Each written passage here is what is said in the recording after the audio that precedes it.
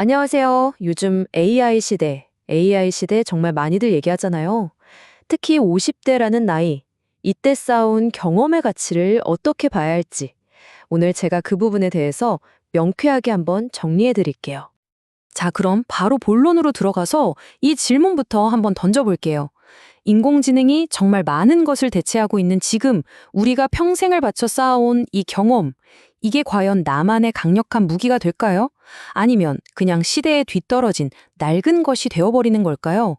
오늘 이 이야기 끝까지 들어보시면 그 답을 찾으실 수 있을 겁니다. 자, 그래서 우리가 오늘 세 가지 AI에 대해 이야기할 건데요. 그 첫 번째는 바로, 네, 맞습니다. 인공지능, Artificial Intelligence입니다. 근데 여기서 중요한 포인트가 있어요. 이걸 위협으로 보는 게 아니라 내 경험을 훨씬 더 강력하게 만들어줄 새로운 도구, 일종의 연장으로 봐야 한다는 거죠. 이게 그냥 하는 말이 아니고요. 실제로 연구 결과를 보면요. NBR이라는 곳에서 조사를 해봤더니 AI를 쓰는 지식 근로자들의 생산성이 평균적으로 무려 14%나 올라갔대요. 이게 단순히 일만 빨리 한다는 뜻이 아니에요. 지겹고 반복적인 일에서 벗어나서 진짜 중요한 일에 집중할 시간을 벌게 된다는 거죠. 근데 더 놀라운 건 뭔지 아세요? 바로 창의적인 일을 할 때예요. 사람이 딱 중심을 잡고 AI를 도구로 썼더니 결과물의 퀄리티가 최대 40%까지 좋아졌다는 거예요.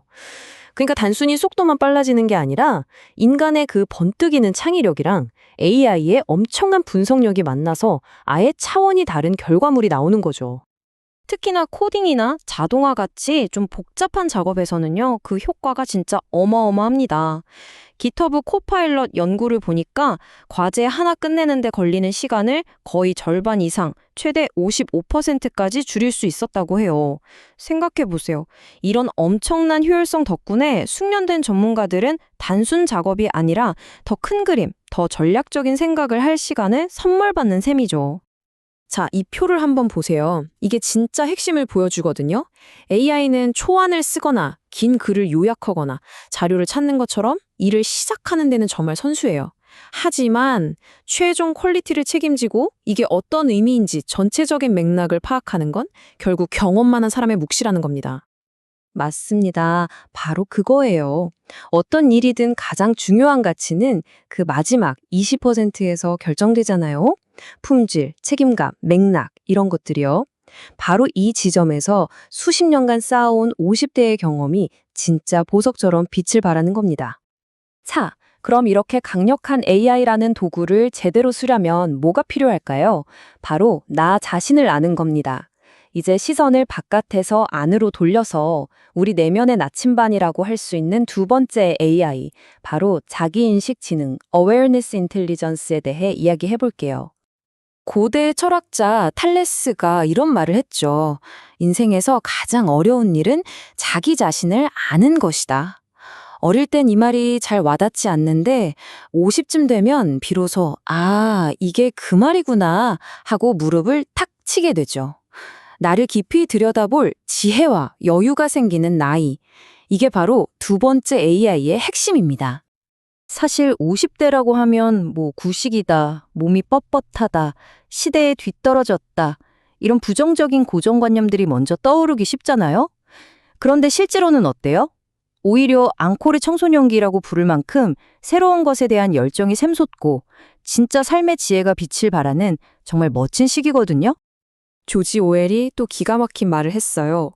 나이 쉰이 되면 누구나 자신의 얼굴에 책임을 져야 한다. 이게 무슨 뜻이겠어요? 50년 동안 내가 살아온 삶, 나의 선택들, 나의 인격이 얼굴에 그대로 새겨진다는 거죠. 내가 어떤 사람으로 살아왔는지, 그리고 앞으로는 또 어떻게 살아갈 건지 깊이 생각하게 만드는 말이에요.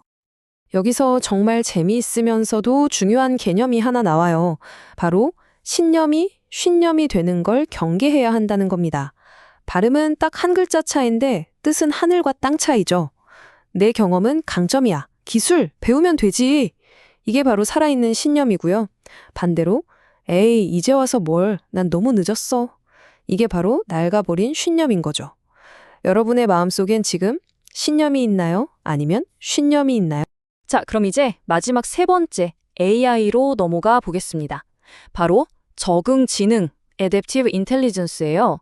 아, 나도 변해야지라고 마음만 먹는 게 아니라 어떻게 하면 이 낡은 패턴을 깨고 진짜로 변화할 수 있는지 그 구체적인 방법에 대한 이야기입니다.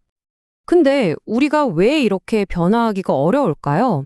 그 이유를 이 경로 의존성이라는 개념이 아주 잘 설명해줘요. 뭐냐면요. 수십 년 동안 해오던 익숙한 방식이 있잖아요. 그게 너무 단단하게 굳어져서 사실 지금은 이게 별로 효율적이지 않다는 걸 머리로는 아는데도 몸이, 습관이 그걸 벗어나지 못하는 거예요. 일종의 타성에 젖는 거죠. 그럼 이 단단한 경로에서 어떻게 빠져나올 수 있을까요? 유명한 경영 컨설턴트 오마에 게니치는 딱 잘라 말합니다. 결심만으로는 절대 안 바뀐다. 진짜 변화를 원한다면 이 세 가지를 바꿔야 한대요.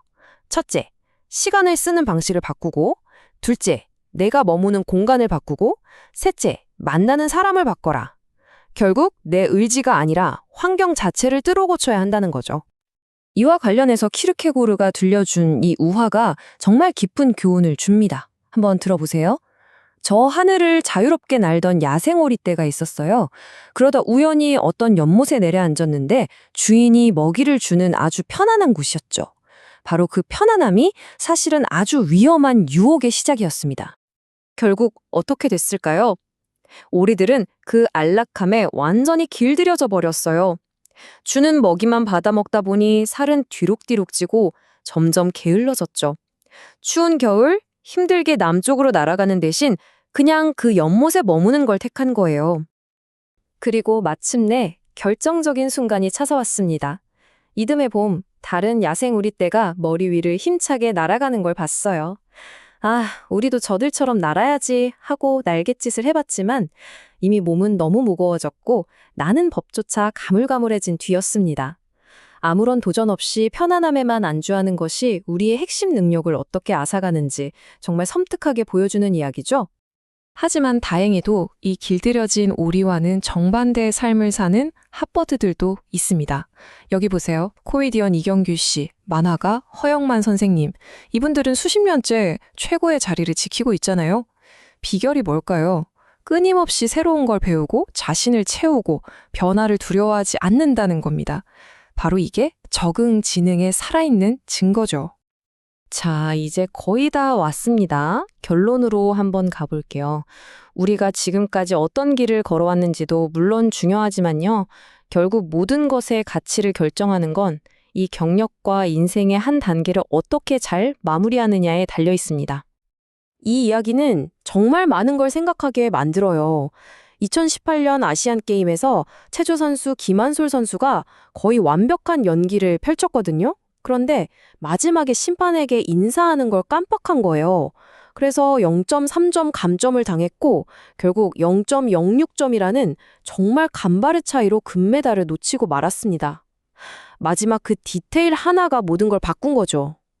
끝날 때까지 끝까지 집중하는 자세가 얼마나 중요한지 극적으로 보여주는 사례입니다. 전설적인 야구 선수 요기 베라의 이 유명한 말로 오늘 이야기를 마무리할까 합니다. 끝날 때까지는 끝난 게 아니다. 여러분, 50대라는 나이, 그리고 AI 시대라는 이 새로운 환경은요, 결코 끝이 아닙니다. 오히려 새로운 가능성이 계속 펼쳐지는 거대한 여정의 일부죠. 여러분이 평생 쌓아온 그 소중한 경험이라는 자산이 앞으로 어떻게 빛을 발할지는 다른 누구도 아닌 바로 지금부터의 여러분 자신의 자세에 달려 있습니다.